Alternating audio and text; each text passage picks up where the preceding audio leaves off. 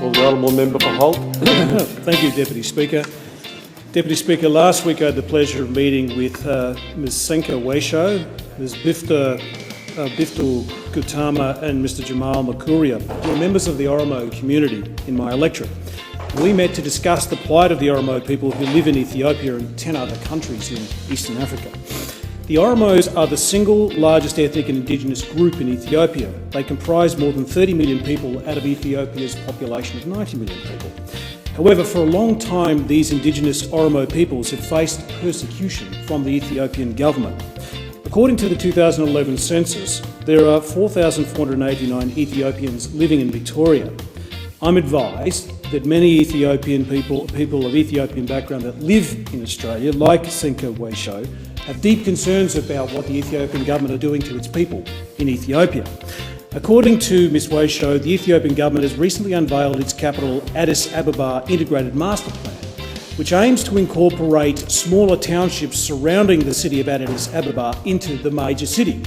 The consequence of this particular plan is that farmers in and around these smaller towns are being forced off their land.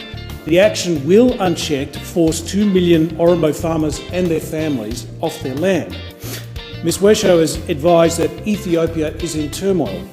The Oromo people are in a dire situation due to the political instability in the country. For example, on the 25th of April 2014, the Ethiopian government opened fire with live bullets on Oromo students who were protesting against this master plan, which would, as I said, evict 2 million farmers off their land. According to Ms Waisho, this master plan is a systematic strategy to evict the Oromos from their capital city and to evacuate the citizens around the capital in order to destroy the identity, the cultural, political and social aspects of the Oromo people. It is deeply disturbing to hear from Ms Waisho that Oromo University students and residents were killed, arrested and imprisoned for basically protesting peacefully and protesting for fundamental human right. According to Ms Waisho, the International Oromo Youth Association urgently requests the following actions to be taken in an attempt to pressure the Ethiopian government to stop terrorising the peaceful Oromo protesters. Firstly, there are 30,000 Oromo peoples that are actually in prison. They want them released and not subjected to torture and harassment in jail. Second, they want the Ethiopian government to immediately stop this forceful displacement of the Oromo people.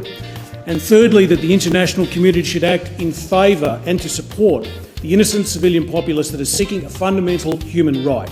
Punitive actions by this government should be contemplated by the international community in its campaign to support the Oromo people in its campaign for freedom of expression.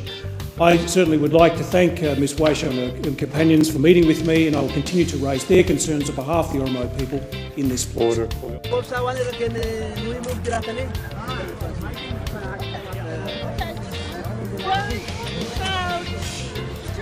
A House resolution supporting the Oromo community, condemning the violence against their compatriots in Oromo State, Ethiopia. Wanni isin jettee murtii hawaasa Oromoo deeggaruu fi ajjeechaa Itoophiyaa Oromiyaa keessatti gaggeeffamaa jiru abaaruudhaan murtii dabarsuu kennu yeroo isinitti himu gammachuun natti dhagahamaa jirti.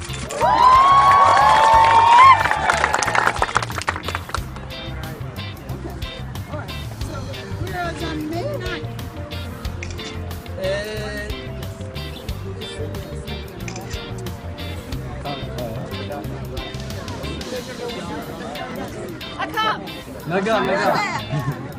Whereas the government has reported that there are at least 9 students dead, but other students have reached 47, and witnesses report that at least 70 people are wounded. And whereas on May 9th, 2014, an Oromo rally to protest the killing and imprisonment of peaceful Oromo protesters in Ethiopia and to demand the perpetrators brought to justice was held at the Minnesota State Capitol right here. Now, therefore, Be it resolved by the Committee on Rules and Legislative Administration of the House of Representatives of the State of Minnesota that it supports the Oromo community, condemns the violence against them, and urges the United States government to pressure the Ethiopian authorities to respect human rights and the democratic process.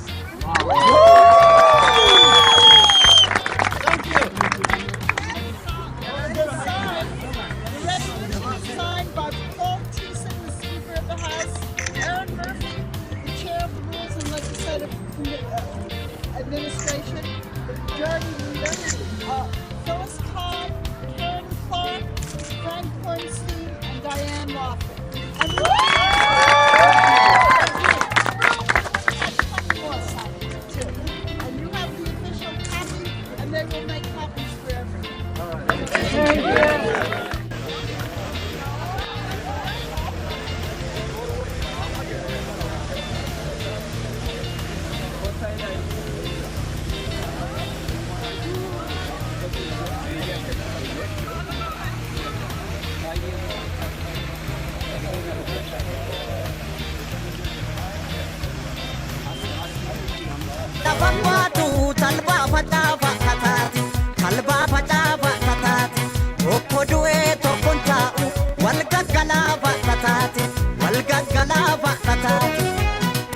Emulea garbatisa